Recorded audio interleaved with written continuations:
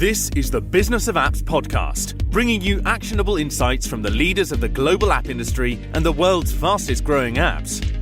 You can find more app news, data and analysis over at businessofapps.com. Welcome to the Business of Apps podcast. On this show, we invite app industry professionals to cover various topics. We promise to do our best to keep it both insightful but brief. On this episode, we have Aleksandra Reinert, Growth Marketing at Olio. Alex, welcome to the Business of Apps podcast. Thank you. Hello. Thank you for having me. It's a pleasure. Terrific. Thank you for coming. So, paraphrasing the famous tech journalist Kara Swisher, I would say there have been a lot of Silicon Valley entrepreneurs chasing small ideas with big money. It's time to chase big ideas with big money. And I'm proud to say that my today's guest, Alex Reinert, represents Olio, not Silicon Valley, but London-based company with a big mission. I'll let Alex to tell you all about it. But before doing that, before introducing the Olio team and the company and its growth story, let's talk about you, Alex. Tell us about your background, please. Yeah, of course. Olio is one of the first companies I've ever joined prior to Olio. So 3 years ago, I was mostly involved with the NGO sector, so doing some volunteering stuff for the United Nations.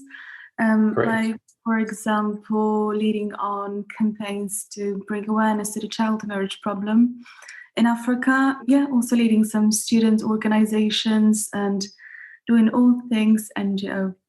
Terrific. Okay, so to help people understand the reason that motivated Olio's team to create the app, let's talk about the scale and significance of the problems it is built to solve.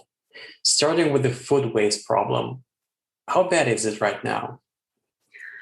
Well, it's pretty bad. It's worse than we expect it to be, really. And I think the biggest part of it is that we assume that food waste is not really happening where we are. We presume it's happening somewhere, down the supply chain. Right. So it can't really affect. Meanwhile, a third of all food produce globally goes to waste, and over 50% of that food waste is actually happening in the home in the developed countries, which means that, yes, we are part of the problem, a big part of the problem, but, we're also part of the solution in that sense.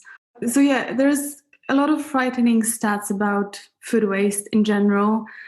For example, food waste for a country would be the third largest emitter of greenhouse gases, right after China and the US. But, again, looking on the other side, reducing food waste is the number thing we can do ourselves to fight the climate crisis. So there's a lot of power to it, yeah.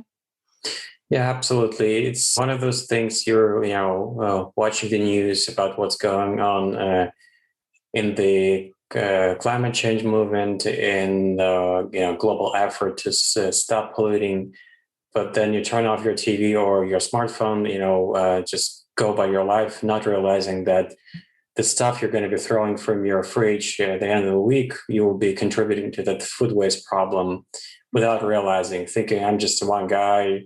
How can I actually contribute? It's on a global scale. I can just keep doing things that I've got used to and don't worry about it. But it's a matter of collective effort. What about the other problem you want to address in addition to the food waste, namely hunger? Any numbers to help the audience to see the scale of that problem? To start off with, all the world's hungry people, that's nearly 1 million people worldwide, could be fed on less than a quarter of all the food that's wasted in the US, the UK, and Europe. So again, those two problems are very, very closely connected. Looking at the UK specifically, 1 in 6 adults have skipped a meal if they cannot afford it. 1 in 7 adults worry about not having enough food to eat. And 1 in 12 adults have gone a whole day without eating. So again, we tend to associate hunger with some other countries far away from it's not really our problem. Meanwhile, yes, it is happening right under our watch, basically. And it's a massive problem in the UK as well, hidden hunger also. So people do not like to talk about this, but it very much is a case. Yeah, I think it should be helpful for people to realize that the problem is not a remote one. it's really close to their home. Like could be, the next building, somebody is experiencing that problem. They're not just aware of it. These are normal families, quote unquote. They do, Right. it doesn't affect just the homeless people, because that's what we also tend to think, like, oh, like homeless people are hungry. Mhm. No, sometimes affects the people who go to work, have kids, have normal quote unquote jobs, and yes, they just don't speak out about it because there's a lot of stigma around it still. Precisely. And now, what is Olio? What do you guys do? What do you do to address these two problems? Yes, we are indeed on a mission to solve both of these problems, in particular the first one, but as we said, they're closely connected. Olio is a free sharing app. We started off being just a food sharing app, but then quickly moved on to sharing all things non-food as well. So Olio started off over 5 years ago now in North London. It was an initiative from Tessa Clark and Sasha One that they met at Stanford Business School pursuing their MBA course.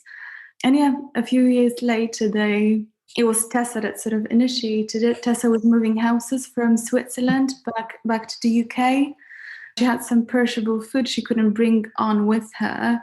So she was just walking around the neighborhood trying to give it away, and she couldn't find anyone. It was kind of weird that, this woman with a newborn child was just walking around with some food to give away. And she was shocked that there's not an app for it. There's an app for everything. And there's no app to actually give away food to your neighbors, something that our ancestors have done on a daily basis, living in very close communities, and something we have totally moved away from.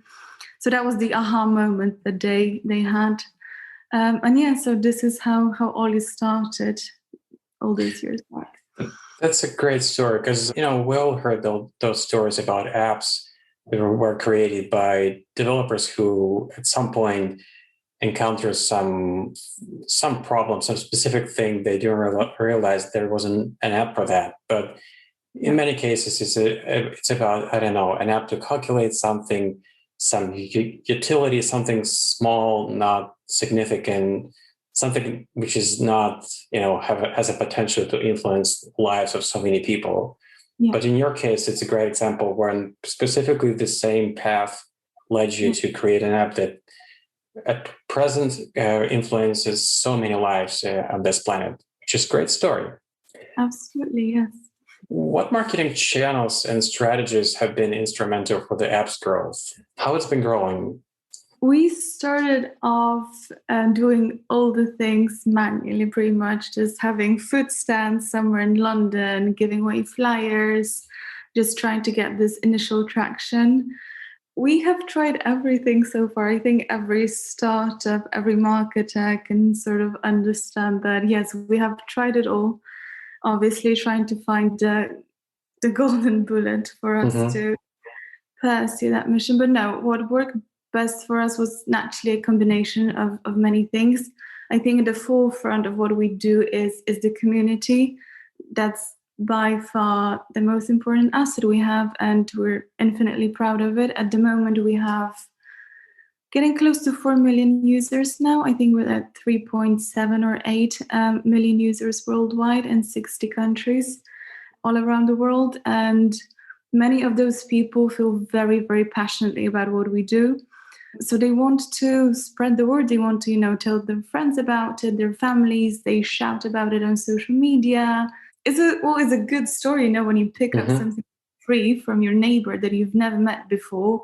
You're making friendships, you get to know the people in your community, you're picking up all those free, cool stuff that, you wouldn't maybe buy it yourself, or you're just saving money. But, there's a lot of good things to talk about, and they do often do it. We created some volunteering programs as well to sort of support that word of mouth and e-word of mouth channels, let's say, to guide them in a sense as to show them the ways in which they could spread the word about Olio. And that came from, the inbound interest that was coming into our inbox regularly. People just asking, what can I do to grow Olio in my neighborhood? Because you need a community to start sharing on Olio. There has to be people near Right. you that want to get involved. It takes more than one. It takes, a community of people wanting to sort of live in that more of a circular economy type of reality. So yeah, people often ask us, what can I do? What can I do? How can I grow Olio? So we show them the ways. And yes, paid advertising is a big one for us as well. In particular, for us, it's been Facebook advertising. This allowed us to acquire user at a very cost-efficient basis, and this is how we did the grow substantially as well. And then, it's again a combination of all the channels. We speak at events. We organized some events as well in person. We apply for awards. There's a lot of environmental awards that we often win. And yeah, again, collective. So I assume the app is free to use, right?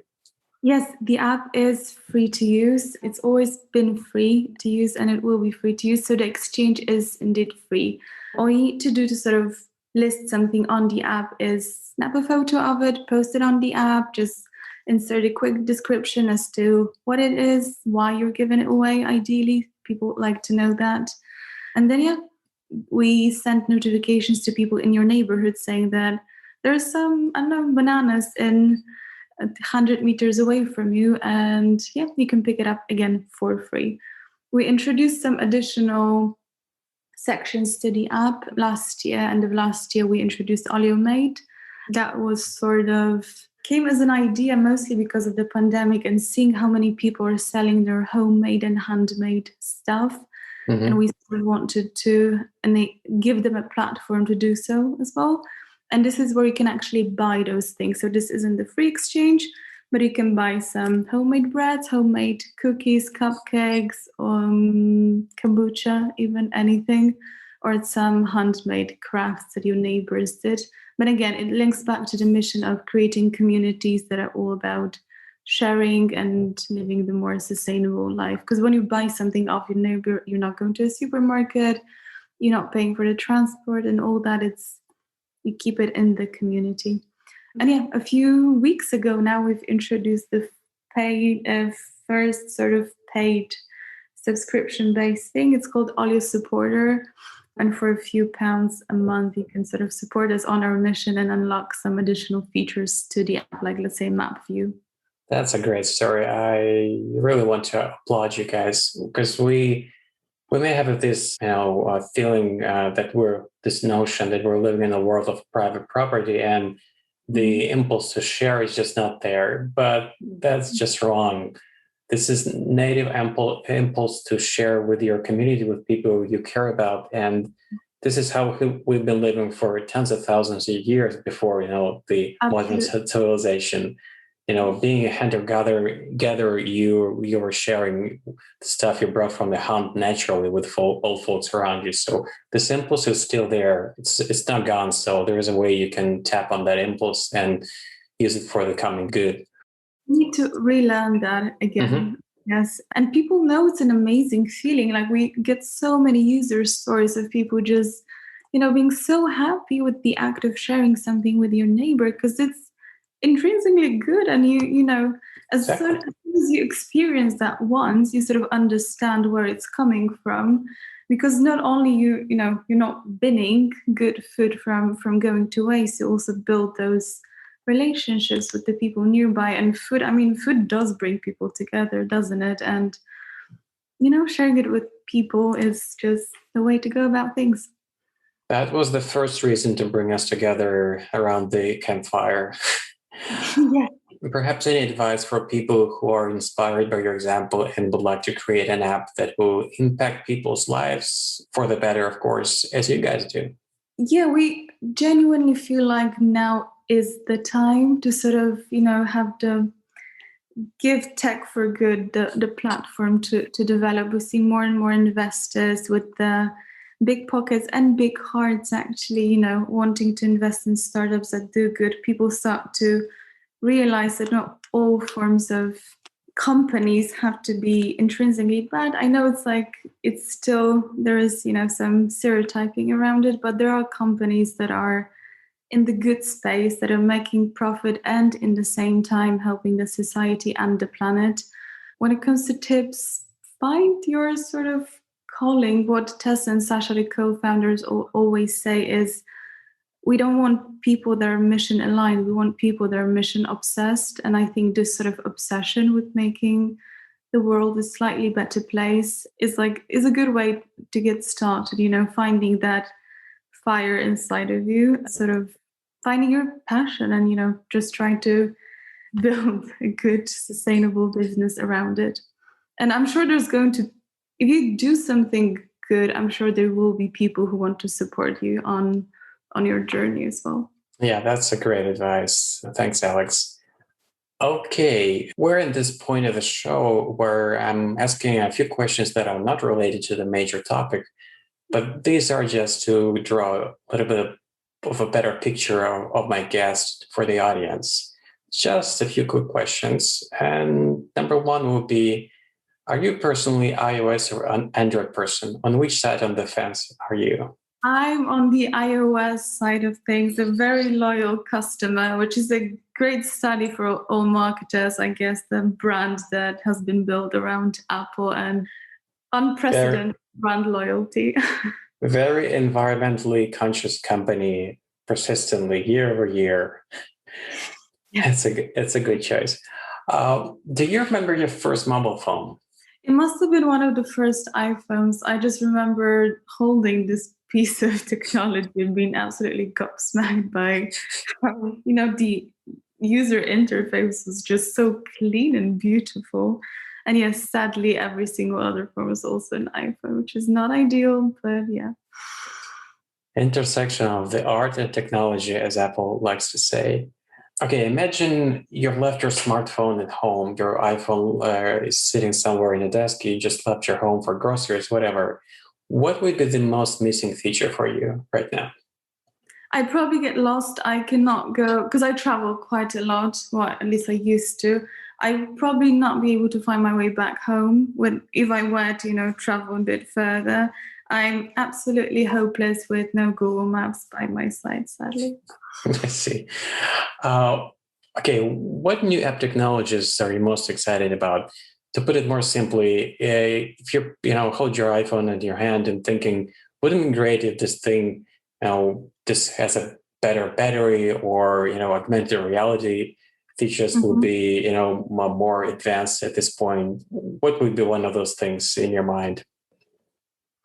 I think it's the other way around. I'd be happy to sort of make it less addictive, make it less. I feel like phones are just such vital parts of our lives now. We should go in the other direction, sort of.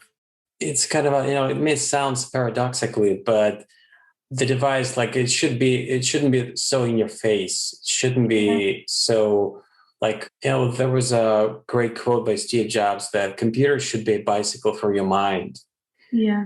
If you're moving away from that concept, if it becomes not a bicycle, but I don't know, what would be the current equivalent, but basically not the tool that it was developed to help you in your life. It shouldn't replace, it shouldn't grab your attention all the time.